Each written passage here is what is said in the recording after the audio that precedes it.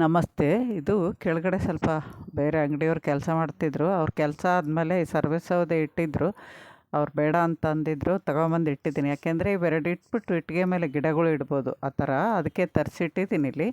ಅವು ನಿಧಾನವಾಗಿ ಯಾವಾಗಾರು ಗಿಡಗಳು ಇಡೋಕ್ಕೆ ನಾನು ಜೋಡಿಸ್ಕೊತೀನಿ. ಎಲ್ಲಿ ಭದ್ರ ಇಲ್ವೋ ಅಲ್ಲಿ ಇಡ್ಬೋದು ಅವನ್ನ.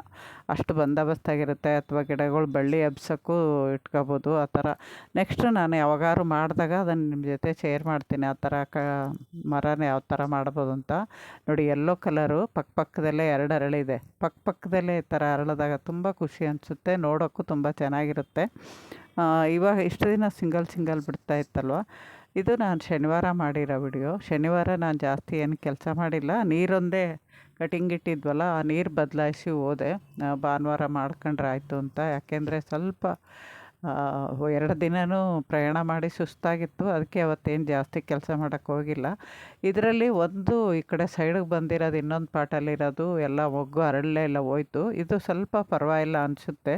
ಡಬಲ್ ಪೆಟಲ್ಲು ನೋಡಬೇಕು, ಇದ್ರ ಮಾಡಬೇಕು. ಆಮೇಲೆ ಮೊಗ್ಗು, ಇದು ಬ್ರಹ್ಮಕಮಲ ಮೊಗ್ಗು ದೊಡ್ಡವಾಗ್ತಾ ಇದ್ದಾವೆ. ಸುಮಾರು ಭಾನುವಾರ ಅರಳ್ಬೋದು. ಇದು ನಾನು ಶನಿವಾರ ಮಾಡಿದ್ದೀನಿ. ಅದೇ ಯಾವಾಗಲೂ ಹೇಳ್ದಂಗೆ ಈ ಸರಿ ಮೊಗ್ಗು ತುಂಬ ಚಿಕ್ಕವಿದ್ದಾವೆ. ಅದಕ್ಕೇನು ಜಾಸ್ತಿ ಎನರ್ಜಿ ಇಲ್ದಂಗೆ 2 ಚಿಕ್ಕವೇ ಇದ್ದಾವೆ. 3 ಬಿಟ್ಟಿದ್ರಾಗ 1 ಅರಳಿರೋದು ತೋರಿಸಿದ್ದೀನಿ. ಇವತ್ತು ಭಾನುವಾರ 2 ಅರಳ್ಬೋದು.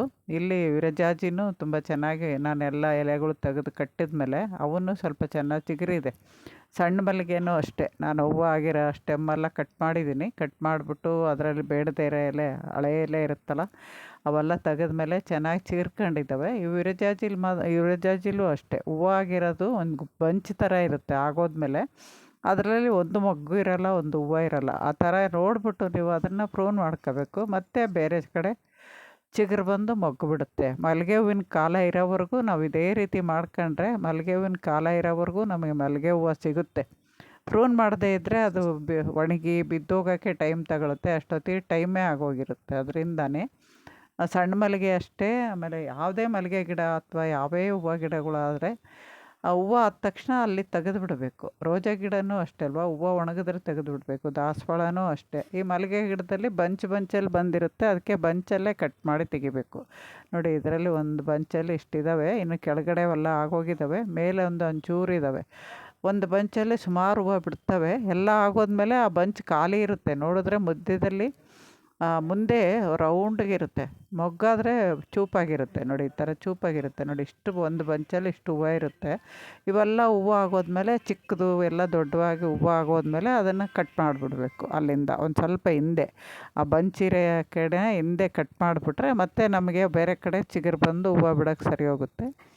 ಈ ಥರ ಮಾಡ್ಕೊಂಡು ಹೋಗೋದ್ರಿಂದನೇ ಇದರಲ್ಲಿ 3ನೇ ಸರಿ ನನಗೆ ಹೂವು ಬರ್ತಾ ಇರೋದು.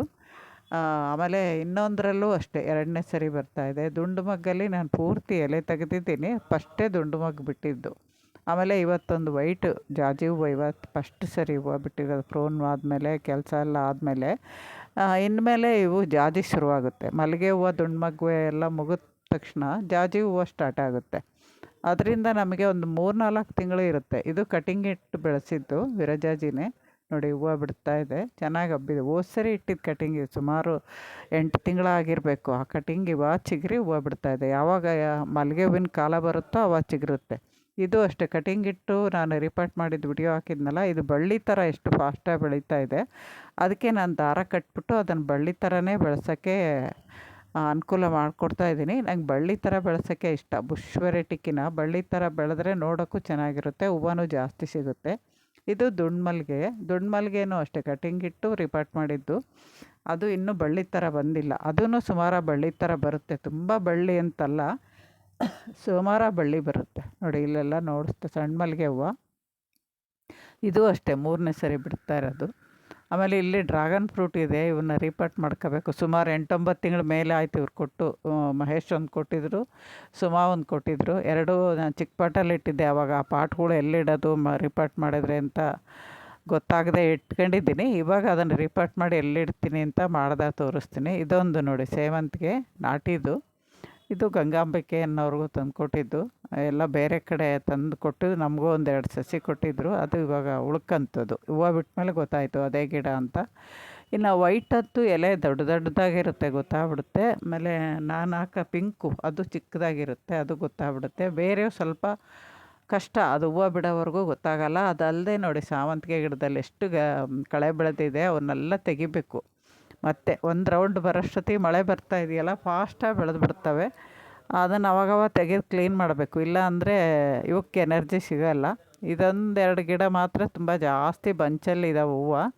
ಆಗಲೇ ಹೂವು ಕಲರ್ ಚೇಂಜ್ ಆಗ್ತಾ ಇದ್ದಾವೆ, ನೋಡ್ಬೇಕು. ಸುಮಾರು ಆಮೇಲೆ ನಾನು ಇರಲಿಲ್ವಲ್ಲ ಇದರಲ್ಲಿ, ಅರಳಿದ್ದು ಮೊನ್ನೆ ತೋರಿಸಿದ್ನಲ್ಲ ಡಬಲ್ ಕಲರು, ಅದೆಲ್ಲ ಫುಲ್ಲು ಎಲೆ ಉದುರಿ ಬೋರ್ಡಾಗಿದೆ. ಇದೊಂದು ವೈಟು ಮದರ್ ಪ್ಲಾಂಟೇ ಇದೆ, ನಾನು ಹೋಗಿದ್ದೆ ಅಂದ್ಕೊಂಡಿದ್ದೆ, ಐತೆ, ಖುಷಿ ಆಯಿತು. ಅದ್ರ ಕಟಿಂಗ್ ಇಟ್ಟಿರೋದು ಬಂದಿದೆ, ಇದು ಬಂದಿದೆ. ಆಮೇಲೆ ಇದೊಂದು ಆರೆಂಜು ತುಂಬ ದಿನದಿಂದ ಹರಡ್ತಾ ಇದೆ, ತೋರಿಸ್ತಾ ಇದ್ದೀನಿ.